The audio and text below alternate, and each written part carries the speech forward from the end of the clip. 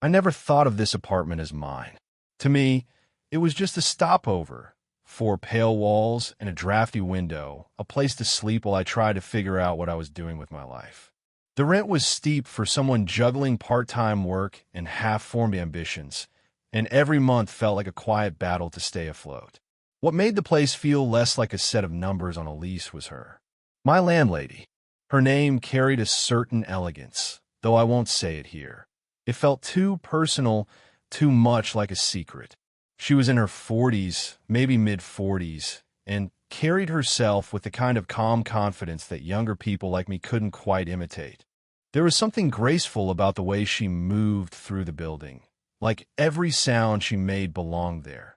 The soft strike of her heels on the hardwood hallway, the low murmur of her voice when she greeted neighbors, the faint aroma of her morning coffee drifting from her apartment whenever she left the door open a crack. I told myself she was just the landlady, nothing more. But it was impossible not to notice the way her presence softened the building's edges.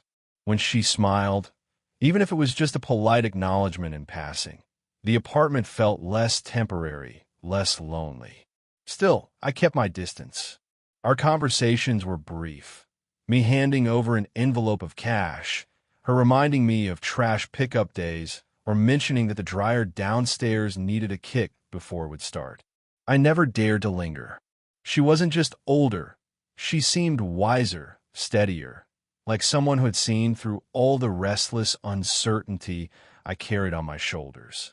But even then, in those quiet beginnings, I caught myself observing her more than I should. The way she tucked a strand of hair behind her ear while checking the mail. The faint crease of worry that appeared between her brows when she thought no one was looking.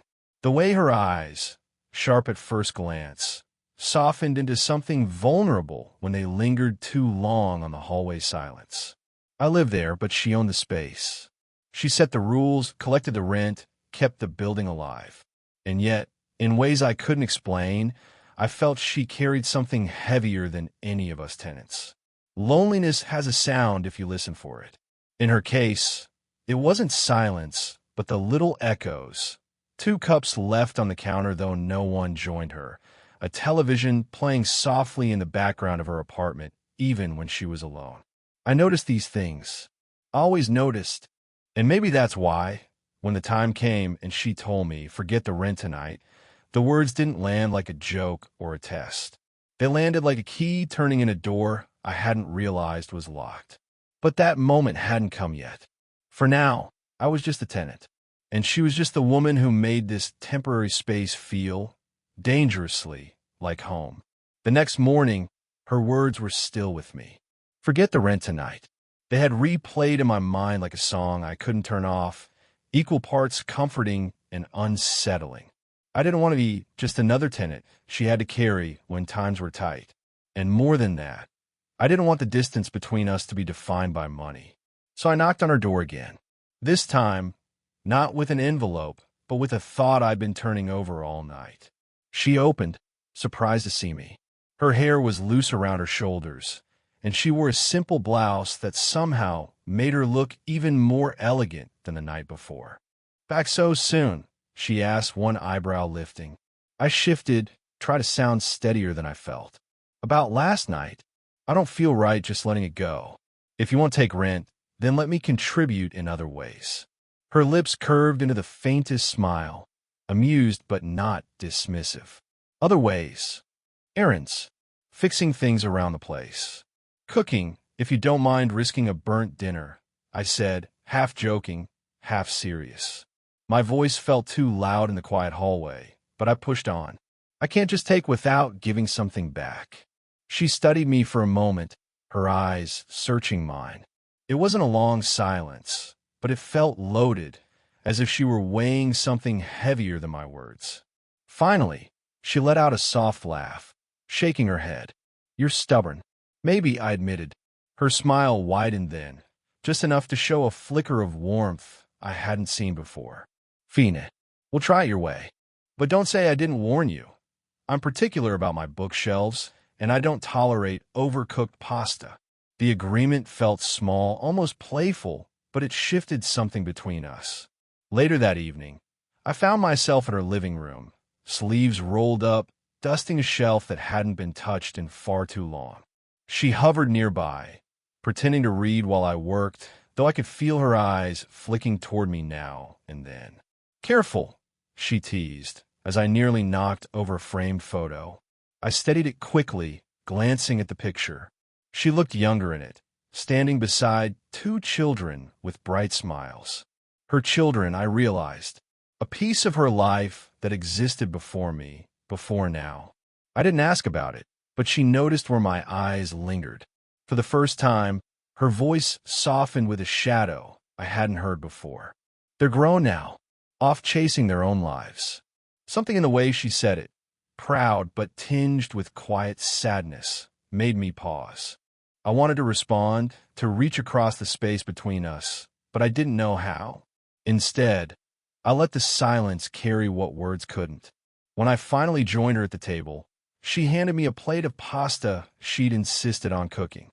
The sauce was perfect, the noodles just right. She smirked as I tasted it. "See? I warned you. Standards." I laughed, grateful for the lightness. But beneath it all, I felt the truth settle deeper. This was no longer just about rent. This was about building something unspoken, trust, companionship, maybe even a fragile beginning of something more. It started with little things. A cup of coffee left waiting for me in the kitchen when she noticed I left early. A light flicked on in the hallway, so I wouldn't stumble in late at night. Nothing grand, just gestures so small they almost didn't need words. And then, somewhere along the way, those gestures became habits. Our lives began to overlap in quiet, unplanned rhythms. One evening, she appeared at my door with two steaming mugs in hand. "I made too much," she said, though the smile tugging at her lips betrayed her excuse. I took the mug, fingers brushing hers, the warmth seeping into my skin more than the ceramic ever could. We stood side by side at the window, sipping in silence. Outside, the city buzzed. Car horns, laughter spilling from bars, the faint pulse of music drifting up from street. But in that little pocket of light, everything slowed down. "You always look like you're thinking too much," she said finally. I let out a soft laugh. "And you don't." She tilted her head, considering. "I used to. These days, I've learned not to chase answers so quickly. Life has a way of revealing them when it wants to." Her words lingered. They didn't feel like advice so much as confession. Later, we began taking walks together in the evenings. Nothing planned, just chance meetings in the lobby that turned into footsteps echoing side by side down quiet streets. She told me stories about her past, a marriage that had ended years ago, children who lived far away, how she'd bought this building as a way to start over. Her voice would soften when she spoke of her kids. Pride lived in every syllable, but so did distance. I could hear the ache of someone who'd given everything and now lived with the silence left behind. In return, I admitted my own uncertainties, the jobs that never seemed to stick, the restless feeling that I was supposed to be going somewhere but couldn't name the destination.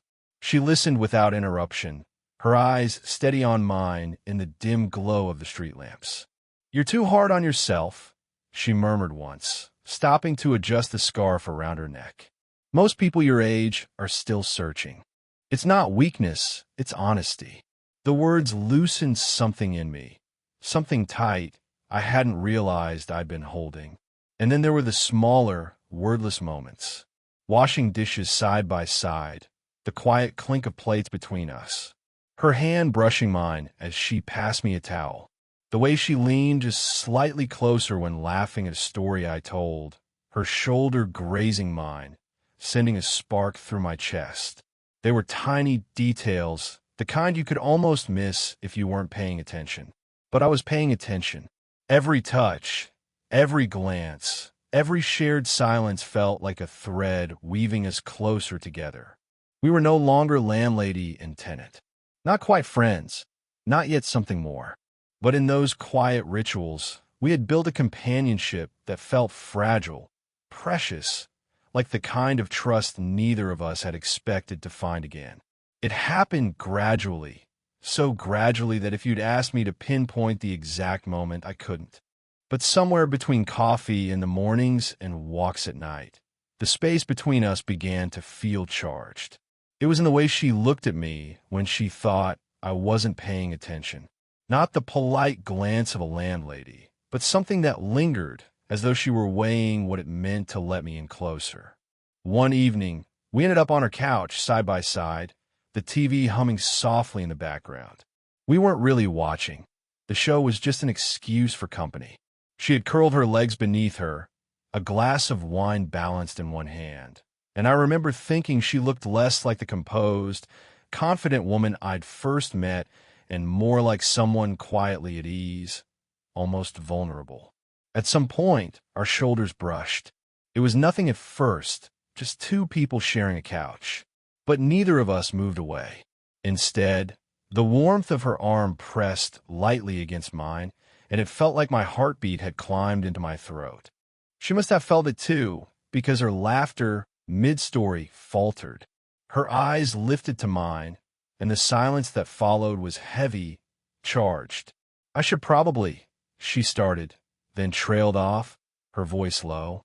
I swallowed hard, searching for something to say that wouldn't break the fragile spell between us.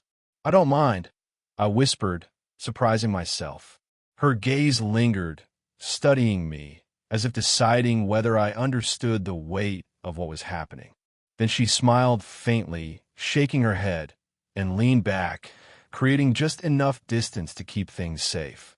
But the air between us had changed. Later that night, as I helped her clear the dishes, our hands brushed. Not once, not twice, but again and again, like fate was nudging us closer. The third time, her hand rested over mine for a beat longer than necessary. The warmth of her skin against my own was nothing dramatic, but it burned in my memory like fire. She didn't pull away immediately.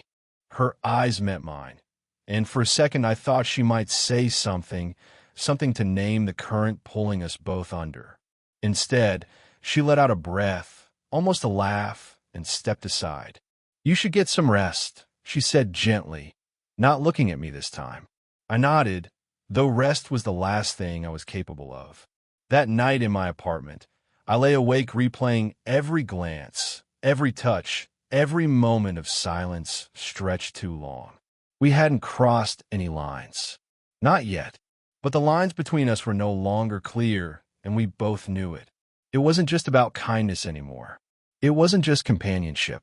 It was something unspoken, something fragile and dangerous. And it was growing stronger every day. Part 6, The Honest Confession, expanded 500 words. It was late, later than either of us usually stayed up. The building was quiet, the city outside reduced to the occasional car passing through the streets below. I'd been helping her sort through some old boxes she'd pulled from storage, and by the time we were done, the coffee table was cluttered with photo albums and forgotten trinkets. She sat across from me, turning a photo over in her hands. Her smile was faint, distant, like the picture carried her somewhere I couldn't follow. "There was so little then," she murmured, tapping the edge of the photo. 2 children grinned up from it, missing teeth and messy hair. Her children. I hesitated, watching the way her fingers lingered on the picture. "You miss them." Her eyes flicked to mine, caught between honesty and restraint. Finally, she nodded. "Every day, but you learn to live with the distance. You fill the silence however you can." Something in her voice cracked, subtle but real. It tugged at me in a way I couldn't ignore. "You don't have to," I said quietly. Her brow furrowed. "Don't have to what?" "Fill it alone."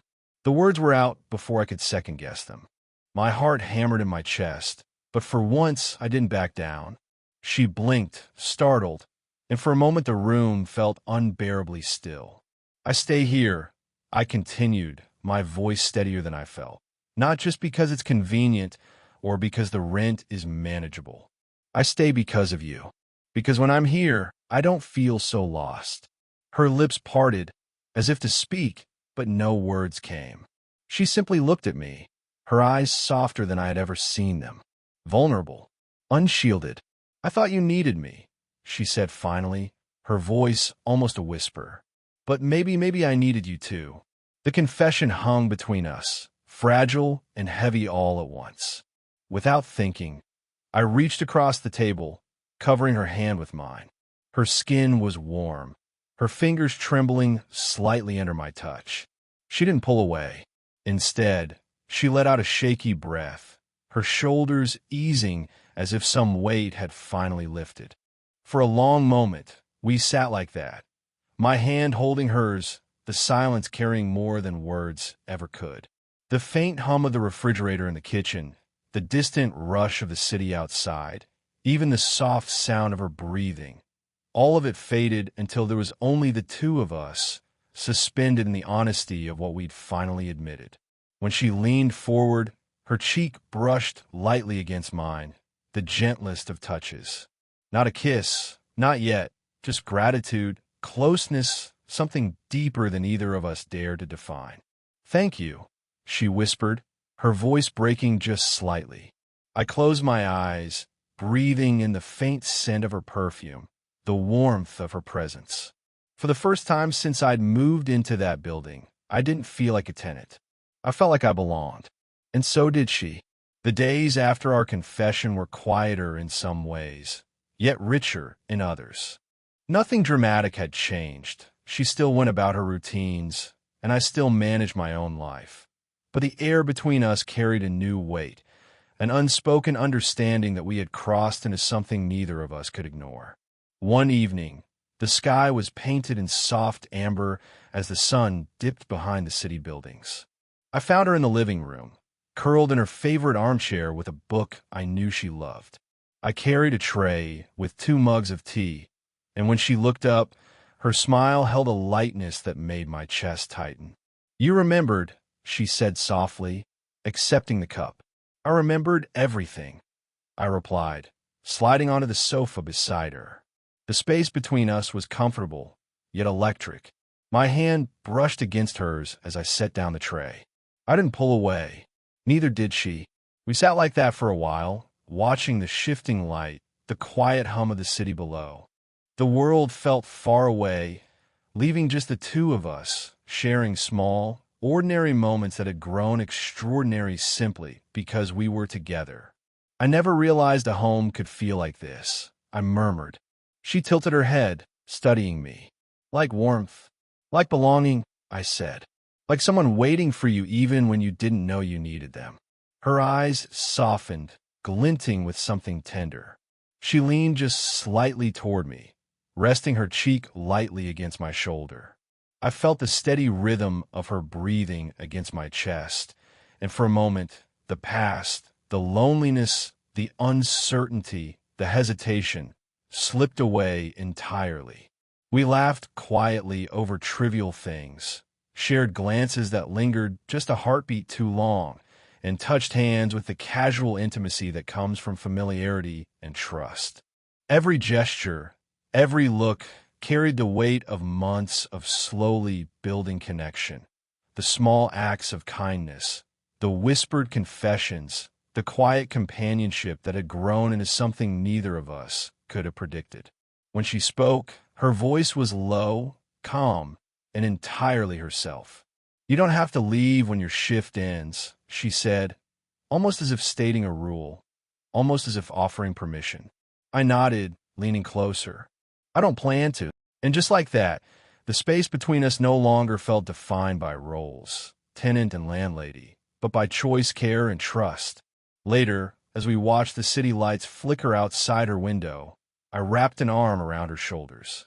She rested her head against my chest, and I felt the quiet, steady warmth of her heartbeat. It was a rhythm that mirrored my own, a gentle, grounding presence that made the apartment feel truly alive. For the first time in a long while, I felt that being home wasn't just about walls or keys or rent. It was about being with someone who understood you, who made your presence matter. She was that home for me, and I hoped, in some quiet way, that I had become the same for her. We stayed there in the soft glow of the evening, letting the silence carry all the words we didn't need. Whatever had started as a simple arrangement, a passing kindness, had transformed into something far richer, a bond built on respect, trust, and the slow, inevitable unfolding of love. And in that small apartment, surrounded by ordinary things, I finally understood that home isn't a place, it's a person. If you want, I can compile all 7 expanded.